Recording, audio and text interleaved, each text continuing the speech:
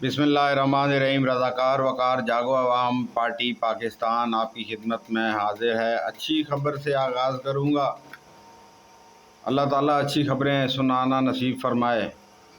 इस्लामाबाद के बारे में अच्छी खबरें आ रही हैं। इस्लामाबाद दुल्हन की तरह सजा दिया गया है। पूरा शहर बहुत खूबसूरत लग रहा है इस वक्त, और बड़े अरसे के बाद, बड़े सालों के बाद दारुल हुकूमत इस्लामाबाद, जिसके बारे में हर वक्त कंटेनर्स जलाओ गिराओ, आंसू गैस और लाठी चार्ज की खबरें आती रहती हैं, एहतजाज की खबरें आती रहती हैं, वहाँ से अच्छी खबरें आ रही हैं। वो सजा हुआ है इस वक्त पूरा शहर और बहुत ज़्यादा रौनक है वहाँ पे। मुअज़्ज़िज़ीन आए हुए हैं दुनिया भर से। पाकिस्तान की जो सफारती तन्हाई थी वो दूर होती हुई नज़र आ रही है। ऐसे मौके पे रंग में भंग डालने के लिए पाकिस्तान तहरीक इंसाफ के कुछ रहनुमाओं ने जो है वो कॉल दे दी, जो है एहतजाज की डी चौक पे कल। तो आखिरकार बड़े सस्पेंस के बाद, काफ़ी शशोपंज के बाद एक मुआहिदा हो गया है, जिसकी वजह से कल पाकिस्तान तहरीक इंसाफ कोई भी एहतजाज नहीं करेगी। वो मुआहिदा हुआ है वहाँ पर जेल के अंदर इमरान खान का तिब्बी मुआयना किया जाएगा, पिम्स हॉस्पिटल और दूसरे सरकारी, और हो सकता है कि एक आध डॉक्टर तहरीक इंसाफ के पसंदीदा भी उसमें शामिल हों। ये मेडिकल बोर्ड जो है वो जाकर इमरान खान का तिब्बी मुआयना करेगा और फिर बाहर आकर रिपोर्ट देगा उनकी सेहत के बारे में। तो ये अच्छी खबरें हैं। अच्छी खबर आई है, तहरीक इंसाफ वालों को मैं अप्रिशिएट करूँगा। उन्होंने बहुत सुलझा हुआ फ़ैसला किया है, और उन्होंने साबित किया है ये फ़ैसला करके कि नहीं, हम जो हैं वो खाली लड़ाई झगड़ा करना नहीं जानते, सिर्फ़ कायद की पूजा करना नहीं जानते, बल्कि पाकिस्तान से भी प्यार करते हैं। अली अमीन गंडापुर जो एक बड़े इम्तिहान से दो चार थे, उन्होंने भी बहुत संजीदगी का मुजाहरा किया और हमेशा जो तहरीक इंसाफ वालों को बाज रखने की कोशिश की इस दिन पे एहतजाज करने से। तो उनको भी मैं खिराज तहसीन पेश करूँगा। अच्छा किरदार अदा किया उन्होंने। बाकी रह गई सियासत। सियासत तो चलती रहेगी। सियासत तो एक आग का खेल है जो कि बुझने पर नहीं आएगी। लेकिन बहुत अच्छा किया कि अपनी सियासत दोनों जानब से थोड़ी बहुत साइड पे रखी गई।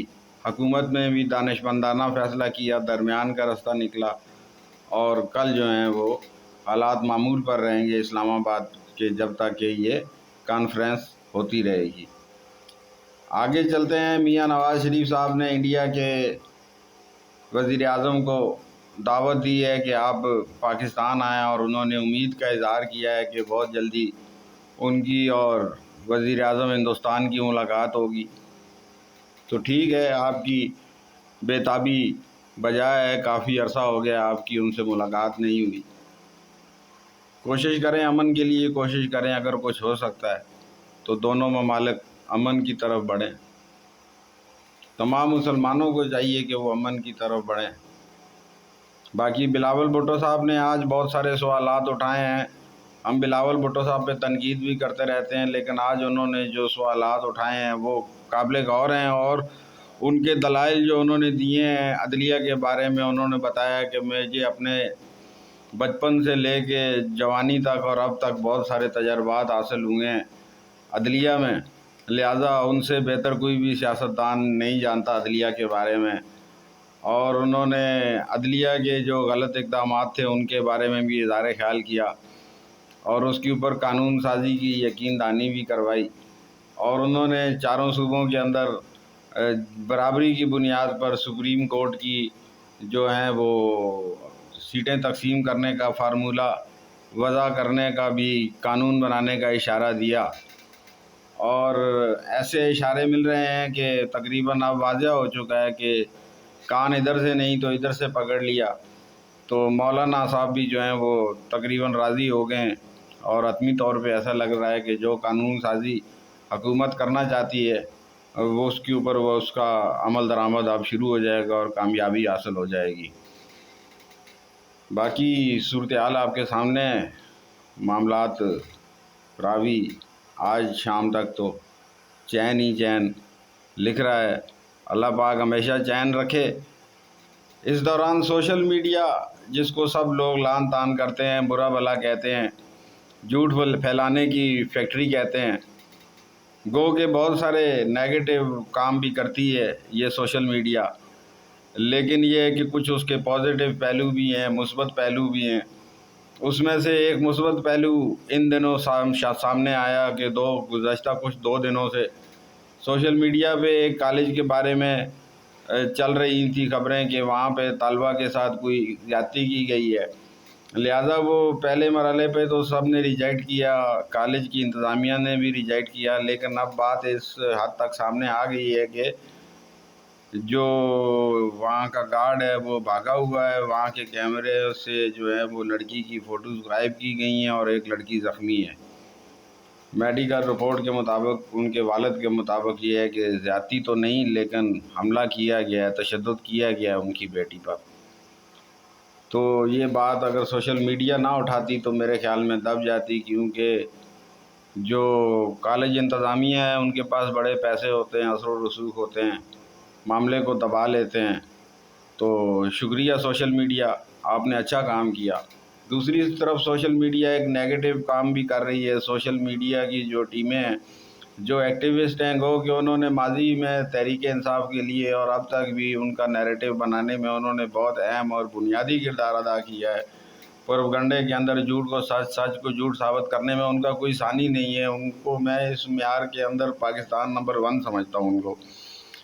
تو ان کی سوشل میڈیا ٹیم نے بہت بری طرح جو ہے ان کی پارٹی کو ہائی جیک کر رکھا ہے۔ ہر معاملے کے اندر ان کا پریشر اتنا زیادہ ہوتا ہے، وہ ہر اعتدال پسند پر اس طریقے سے اٹیک کرتے ہیں کہ اس کی میاں مر جاتی ہے، وہ ان کی بات ماننے پر مجبور ہو جاتا ہے جو کہ شدت پسند کہہ رہے ہوتے ہیں۔ کیونکہ تو شدت پسندوں کا تو نعرہ ہے کہ کھلاڑی نہیں تو پاکستان نہیں، وہ تو کھلاڑی کے گرد گھوم رہے ہیں۔ باقی یہ ہے کہ سوشل میڈیا کے پریشر سے آزاد ہونا پڑے گا ہمارے سیاسی جماعتوں کو، جو کہ ناجائز پریشر ہے۔ یہ ناجائز پریشر کی مثال ہے کہ وہ ہر آدمی کو کے اوپر کیچڑ اچھالنا شروع کر دیتے ہیں اور ان کو برا بھلا کہتے ہیں اور اپنی پوری پارٹی کو پریشرائز کر لیتے ہیں، یعنی کہ مجمع کی حکمرانی۔ جہاں پہ مجموعوں کی حکمرانی شروع ہو جاتی ہے، جتھے فیصلہ کرنا شروع ہو جاتے ہیں، جیسا کہ آپ نے پہلے بھی دیکھا خیبر پختونخوا اسمبلی کے اجلاس سے پہلے کس طریقے سے بے قابو جتھے بار بار جو ہیں وہ اسمبلی کے فلور پہ آ جاتے تھے اور اسمبلی کو ڈسٹرب کر دیتے تھے۔ تو یہ کوئی اچھی مثالیں نہیں ہیں۔ جو رہنما ہیں، جو لیڈر ہیں تحریک انصاف کے، وہ اپنی گریپ مضبوط کریں اور ان کو سمجھائیں کہ کہاں تک جانا ہے، کہاں کیا راستہ ہے، رہنمائی کریں ان کی۔ آپ کا کام ہے ان کی رہنمائی کرنا، آپ کا کام ہے ان کو قابو کرنا۔ اگر آپ اسی طرح ان کے سامنے بھیگی بلی بنتے رہیں گے تو وہ دن دور نہیں ہے جب کہ معاملات آپ کے ہاتھ سے بھی نکل جائیں گے اور سب کے ہاتھ سے نکل جائیں گے۔ پھر وہ دن جو ہے وہ اچھا دن نہیں ہوگا۔ ایک اور اچھی خبر ہے، گوادر سے بڑی خوشگوار ہوا آئی ہے بڑے دنوں بعد، بڑے عرصے بعد۔ گوادر ایئرپورٹ کے بارے میں بہت عرصے سے ہم سن رہے تھے کہ بہت ایشیا کا بہت بڑا ایئرپورٹ وہاں پر بن رہا ہے، جس طرح دنیا کی بہت بڑی پورٹ وہاں پر بنی ہے۔ تو اس کا آج افتتاح کر دیا ہے چائنا کے وزیر اعظم نے، گو کہ ورچوئل افتتاح تھا اسلام آباد میں، اس کی تختی کی نقاب کشائی کی گئی، لیکن بہرحال آج سے گوادر ایئرپورٹ جو ہے وہ آپریشنل ہو گیا ہے اور امید کی جاتی ہے کہ یہ ایئرپورٹ گوادر اور اس کے گرد و نواح اور بلوچستان کے علاقے میں خوشحالی کا باعث بنے گا، اور اس ایئرپورٹ کھلنے سے وہاں روزگار عام ہوگا۔ میں درخواست کروں گا وہاں کی ایئرپورٹ انتظامیہ سے کہ وہ زیادہ سے زیادہ تعداد میں مزدوروں کی بھرتی اور ملازمین کی بھرتی جو ہے وہ بلوچستان کے علاقے سے کرے، تاکہ وہاں کی محرومیاں کم ہو سکیں اور وہاں روزگار عام ہو اور وہ جو ہیں جدید دنیا کے ساتھ قدم سے قدم ملا کر چلیں، تاکہ وہاں پہ علیحدگی پسندی کی جو رجحان ہے، وہ اس رجحان کی بنیادی وجہ تو وہاں کے معاشی مسائل ہیں اور سیاسی گھٹن ہے کہ وہ جو کہ سیاسی گھٹن ادھر کے وڈیروں کی وجہ سے، ادھر کے سرداری نظام کی وجہ سے ہے۔ جس کی وجہ سے وہاں تعلیم کا بھی فقدان ہے، تعلیم حاصل کرنا بھی مشکل ہے، ترقی کرنا بھی مشکل ہے، اور روزگار حاصل کرنا بھی مشکل ہے۔ تو جیسے جیسے دنیا آگے بڑھ رہی ہے، دروازے کھل رہے ہیں، انشاءاللہ ہمارا بلوچستان بھی اب ترقی کے راستے پر گامزن ہو چکا ہے، اور جلدی انشاءاللہ تعالی ہم وہ دن دیکھیں گے جب یہاں کا بچہ بچہ خوشحال ہوگا اور خوشی کے ترانے گونجیں گے۔ پاکستان زندہ آباد، پاکستان کی اللہ پاک خیر کرے، پاکستان کے لیے ہر وقت دعا گو ہیں۔ اللہ پاک جو ہے وہ پاکستانی فوج، پاکستانی ہر ادارے کی، ہر سیاستدان کی، ہر پاکستانی کی حفاظت فرمائے، اور ہمارا پاکستان بڑھتا رہے آگے، اور خوشی کی اچھی اچھی خبریں آتی رہیں۔ پاکستان زندہ باد۔